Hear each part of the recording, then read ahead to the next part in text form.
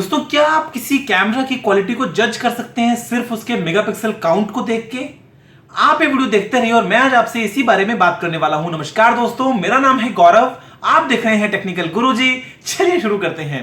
दोस्तों, मैंने ऐसा अक्सर देखा है कि बहुत सारे स्मार्टफोन यूजर्स लगे पड़े हैं रेस में मेगापिक्सल के स्केल को लेके, और वो ये सोचते हैं कि जितनी ज्यादा मेगापिक्सल का कैमरा उतनी अच्छी इमेज क्वालिटी। ये बात दोस्तों कंप्लीटली गलत है। मेगापिक्सल के अलावा और बहुत सारे फैक्टर्स हैं और बहुत सारी चीजें हैं जो कंबाइंड वे में इमेज क्वालिटी को असर डालती हैं, और उनकी मदद से आप इमेज बहुत ही अच्छी प्राप्त कर सकते हैं, या फिर आपको इमेज बिल्कुल कचरा भी देखने को मिल सकती है। तो अभी मैं आपको बताता हूं कि किसी भी स्मार्टफोन कैमरा में आपको क्या क्या फैक्टर्स का ध्यान में रखना चाहिए और किस तरीके से आप ये जज कर पाएंगे कि आपकी इमेज क्वालिटी कैसी होने वाली है। दोस्तों देखिए, सबसे पहली बात है सेंसर का टाइप। तो वो देखिए, जो इमेज सेंसर है वो BSI या CMOS दोनों में से कुछ भी हो सकता है। BSI sensors in general CMOS से बेहतर होते हैं लो लाइट परफॉर्मेंस में, और आपको काफी लो नॉइज प्रोवाइड करते हैं। लेकिन लेटेस्ट CMOS सेंसर्स भी कई बार BSI से आगे देखने को मिल जाते हैं। तो यहाँ पे क्वेश्चन मार्क है थोड़ा सा। लेकिन उसके बाद में हम बात करते हैं सेंसर साइज की, और सेंसर साइज जितना बड़ा होगा उतनी अच्छी आपको इमेज क्वालिटी देखने को मिल जाएगी। तो यहाँ पे जो आप देखते हैं, पढ़ते हैं स्पेसिफिकेशंस में कि 1/2.3 इंचेस, 1/2.6 इंचेस, 1/3 इंचेस। तो ऐसे में आप एक बात का ध्यान रखिए कि जो नीचे का नंबर है वो जितना छोटा होगा उतना ही बड़ा आपका इमेज सेंसर होगा। इसका मतलब 1/2.3 इंच का जो सेंसर है वो 1/2.6 इंच के सेंसर से बड़ा है, और आपको इमेज क्वालिटी काफी अच्छी प्रोवाइड कर देगा।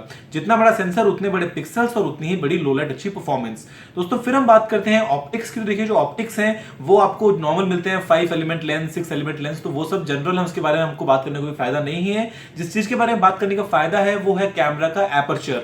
एपर्चर जो है वो आपको देखने को मिलता है f/1.8, f/2.0, f/2.2, 2.4 वगैरह। तो देखिए दोस्तों, एपर्चर जो है वो कैमरा के आगे की जो ओपनिंग है, जहां से सारी लाइट अंदर जा रही है, जो छेद है, उसके साइज को आपको बताता है। और ये एपर्चर जितना बड़ा होगा आपको लो लाइट परफॉर्मेंस उतनी ही अच्छी देखने को मिलेगी। और उसके अलावा आपको डे लाइट के अंदर जो बोके इफेक्ट मिलता है, यानी कि पीछे का जो आपको ब्लर देखने को मिलता है कैमरा में, वो बड़ा ही कमाल का देखने को मिलता है। तो ऐसे में एक और फंडा याद रख लीजिए कि नीचे का जो नंबर है वो जितना छोटा होगा आपका एपर्चर उतना ही बड़ा होगा। फॉर एग्जांपल f/1.8 जो है वो काफी बड़ा एपर्चर है एज कंपेयर टू f/2.2।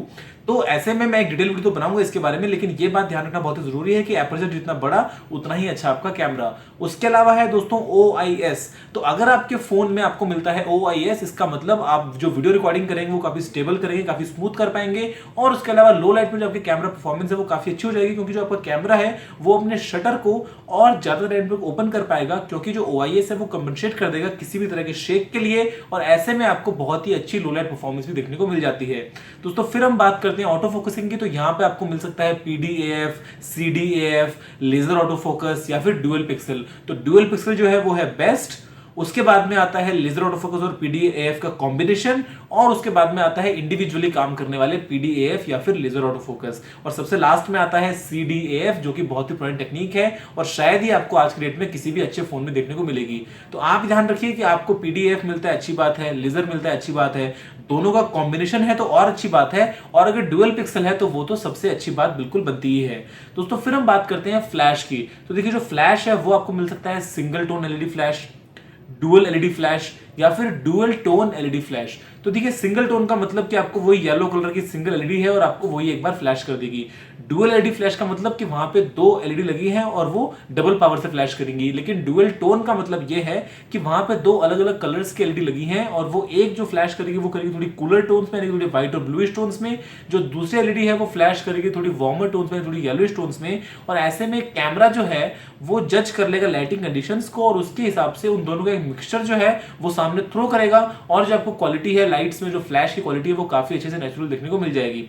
दोस्तों ये कुछ मेन चीजें थी जो आपको जाननी चाहिए आपके फोन के कैमरा के हार्डवेयर के बारे में। लेकिन इसके अलावा भी एक मेजर फैक्टर है जो बहुत ही इंपॉर्टेंट रोल प्ले करता है, वो है इमेज प्रोसेसिंग। दोस्तों आपका जो इमेज प्रोसेसिंग सिस्टम है जो आपके फोन में लगा है, अगर आपके फोन का कैमरा का हार्डवेयर कितना भी अच्छा है, अगर वो प्रोसेसिंग सिस्टम बहुत ही खराब है तो आपकी इमेज क्वालिटी को बिल्कुल कचरा कर देगा।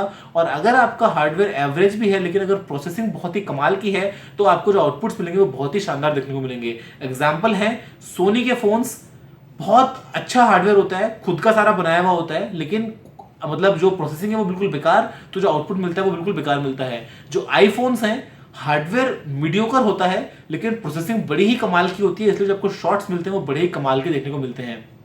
दोस्तों ऐसे में यही कुछ चीजें जिनका आपको ध्यान रखना चाहिए जब भी आप फोन लेते हैं। तो आप देखिएगा सेंसर साइज क्या है, ऑटो फोकसिंग सिस्टम कौन सा मिलता है, सेंसर टाइप कौन सा है, ओआईएस है या फिर नहीं है, उसके अलावा जो आपको फोकस मिलता है सिस्टम वो कौन सा देखने को मिलता है, उसके अलावा आपको उसके अंदर फ्लैश जो सिस्टम है वो कौन सा देखने को मिलता है, उसके अलावा इन जनरल सेंसर साइज क्या है, ये सभी चीजें अगर आप ध्यान से देख लेंगे तो आप अपने लिए अपने से चूज कर पाएंगे। देखिए रियल वर्ल्ड तो डेफिनेटली जो परफॉर्मेंस है वो डिपेंड करेगी इमेज प्रोसेसिंग पे, लेकिन उसके अलावा आप नॉर्मली एक ओवरव्यू ले पाएंगे कि हाँ इन दोनों कैमरास में से मोस्ट ऑफ द टाइम आपको इन दोनों में से कौन सा अच्छा मिलने वाला है। तो अगर आप इसे पिक कर पाएंगे तो आप अपने लिए एक अच्छा कैमरा फोन भी चूज कर सकते हैं।